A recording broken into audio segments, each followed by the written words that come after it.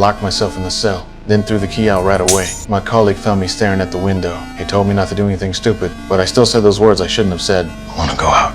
But no one who said those words ever survived. Turns out, humans in the future world live 1,500 meters underground. There's a special rule here. Anyone who says the words "go out" gets forced to the surface. Everyone who went to the surface before died from the toxins in the outside world. But I said those forbidden words without hesitation because of my wife's mysterious death 3 years ago. That day, my wife shouted in the cafeteria, "The outside world is actually full of birds and flowers. The ruins everyone sees on the screen were images deliberately altered by the leaders. The purpose was to imprison people here, but seeing no one reacted at all, she shouted those forbidden words. I want to go out!" So, as the sheriff, I had to personally send her to the surface world. The bunker residents watched through live broadcast as Allie went outside. She wiped the bunker's camera with wool. She excitedly thought the outside world was livable, but she collapsed after just 2 steps. People's hopes were crushed once again. However, only I knew my wife told me before leaving. If the outside world was livable, she would turn back to wipe the camera. So her death must have another reason.